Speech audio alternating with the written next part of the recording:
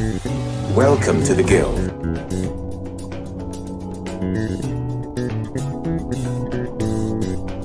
Alright, so Black Ops 7 just got announced, everybody. Well, a big day, right? It's not like we just had a Black Ops game about 8 months ago. No? Okay. So, we have Black Ops 7 coming out. I'm going to talk about it. We have a lot to talk about, so make sure you grab a snack, grab something to drink. Maybe something like some glitch energy you could use code 1boom to get 20% off of in the description below. Something like that, and we're going to talk about it starting now. So everything we thought was going to happen is happening. It is a game set after Black Ops 2, and it is going to be set in the year 2035, following David Mason as he goes through a weird psychedelic journey through a bunch of stuff probably referencing the dangers of AI and technology. And if you watched the trailer, you saw it. It was trippy. Menendez is there. Crazy shit. We have multiplayer campaign, which is going to be a co-op campaign, which I'm very excited for, and round-based zombies, which seems to tease transit as it shows headlights, and you can see the little wind spinny thing. I want to say windmill, but I don't believe these are windmills.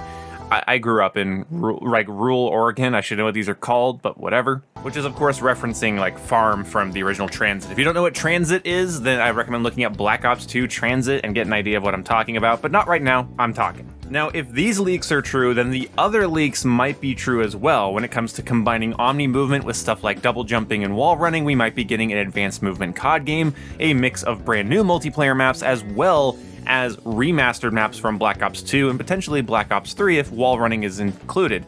I mean, we're already getting Fringe in Black Ops 6, and I can see us getting more stuff from Black Ops 2 and 3 as time goes on to build up hype, and it looks like this is going to be a carryover game, but we don't really have a lot of details on that. I'm going to assume it's doing the Modern Warfare 2 and 3 thing, so I'm gonna just assume it's a carryover game, but don't quote me on that. And in case you don't know, carryover just means all of your weapons and camos and skins and stuff will carry over to the next game.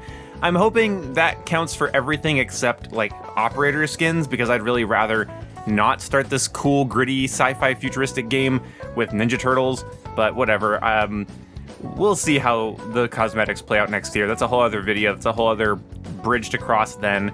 And I want to talk about that real fast. So community perception. The community perception and reception of this has been overwhelmingly negative in a lot of ways, and I think that is mostly due to when they're dropping this trailer. They just dropped this trailer right after a really lackluster, glitchy launch of Season 4, and I don't think that was the right call. Season 4 should have been huge. Season 4 should have had Easter eggs and things in it to hype us up for the next Black Ops game. There was no community engagement, and there was nothing to build up any hype to this reveal, so we got a really shitty season in a game that's dwindling its player base, and now they're announcing a direct sequel to it, so I definitely get where people are coming from when it comes to that criticism. Other than that, however, I am not putting up with on this channel this whole, guys, this is the COD cycle bullshit that I'm sick of this. Yes, Call of Duty has come out every year. You are not smart for pointing this out. Yes, the games have varying levels of quality, but really no more than any other video game you're going to play.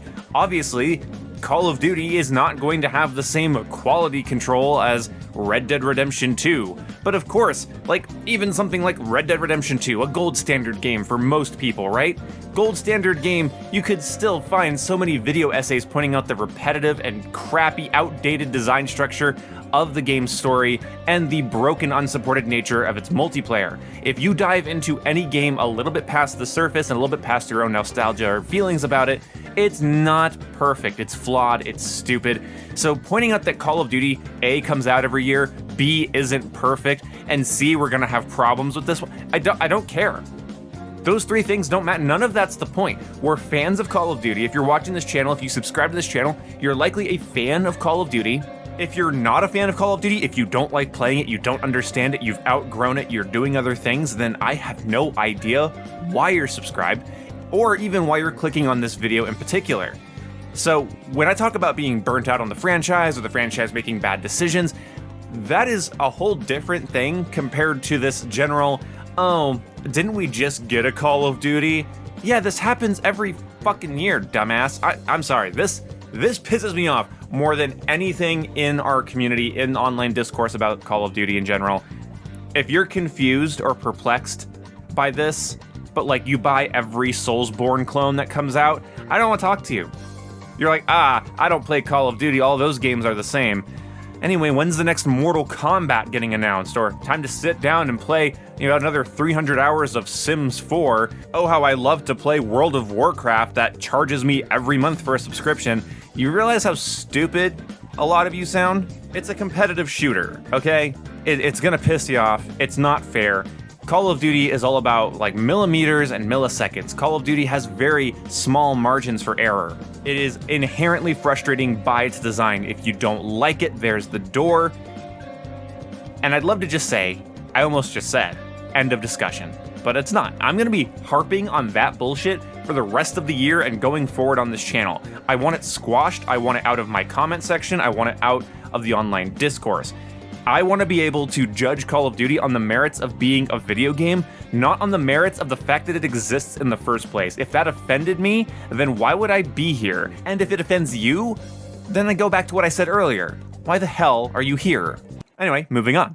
I really like that this is a direct sequel to Black Ops 6, but also not. I don't mind the 2 years of one sub-franchise idea in Call of Duty. I think they need to take a little bit of time to perfect it so that the game before the sequel game isn't left in the dirt, because that keeps happening where we deal with a skeleton crew barely knowing how to manage and run the game, and that gets really fucking old really fucking quick. Like Modern Warfare 2 and Black Ops 6 are very similar in the lack of content. Obviously doesn't have a full crew supporting its post-launch content, makes this year feel kind of shitty just so that next year can maybe be better. They have things to improve, but overall I like the idea because now that I've had 2 Black Ops games, Modern Warfare 4 is gonna hit like crack. And I'm so okay with that as a COD fan and as a content creator that has to cover this stuff. I like that I don't have to be whiplashed every year into an entirely different set of systems, unlocks, and weapons and stuff. I don't mind more of like, we have a new game, we have a pretty damn new game, and then we have a brand new game again the year after. I don't mind that at all. Modern Warfare 3 was one of the most consistently performing games for me. I loved it. I didn't have any massive issues with Modern Warfare 3 throughout its life cycle, and I wish I would have covered it more on the channel because of how much I was enjoying it. The game before that, however, I actually ended up having a lot of like boredom issues with because I felt like it just wasn't providing enough content and wasn't implementing any of the design changes the community was asking for. So Modern Warfare 3 came along and was like, hey, I'm the game you wanted. So again, there's still quirks they need to work out with the system, just like there were quirks they had to work out with the annual release Infinity Ward Treyarch alternating years thing. So everything takes time, and I'm okay with them trying something new while maintaining annual release. As far as people saying Call of Duty should just go free to play at this point, I have a whole other video I'm going to be doing about that and why that would be the worst thing for the franchise. And that's not hyperbole, I genuinely believe this, and I have a lot of very good reasons as to why I believe this. So we'll talk about that in a later video, but right now, I want to talk about wall running and advanced movement. If the leaks are true and we are getting an advanced movement COD game, I'm a little bit hesitant to be excited. After the map design of Black Ops 6 didn't fully piss me off, I could see this game pissing me off. And what I mean by this is the advanced movement COD games we've gotten, all of the launch maps for like AW, IW, and Black Ops 3 were small, simplistic, symmetrical, and in my opinion, incredibly boring.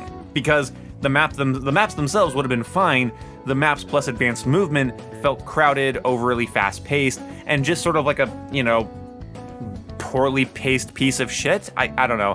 I'm cursing like a construction worker this video. I do not have a lot of soft things to say. So I'm more like upset about the idea that we're gonna have a game that has really simplistic, boring maps with then advanced movement shoved into them, which will just make the game, in my opinion, it'll just be a worse game. It would just play worse. One thing I do like the idea of them playing with, at least conceptually, is the idea of putting some Black Ops 6 maps into an advanced movement game and seeing how they play differently. Maybe different routes could be opened up, maybe, different stories or windows or doorways could be opened up on the maps and be like, hey, this is that Black Ops 6 map, and now it's like a different time of day, different weather, and now it's like an advanced movement map. And like, that could be cool. That could be interesting. I'd like to see that just conceptually. If we have these like crossover games, I like the idea of you play last year's maps in a whole different aesthetic with a different movement system, and it just changes the way it plays drastically. As an example, like imagine if between Infinity Ward's 2 titles back in like the mid 2010s, if we would have had like Stonehaven and COD Ghosts and then re-released Stonehaven and Infinite Warfare and watch it play completely different. We did kind of see that. We had Warhawk from COD Ghosts in Infinite Warfare, and that was great. So conceptually, that could be kind of fun, but I also just don't want a really fast-paced, twitchy movement shooter where the only people playing it 3 months in are going to be the really sweaty movement tech bros.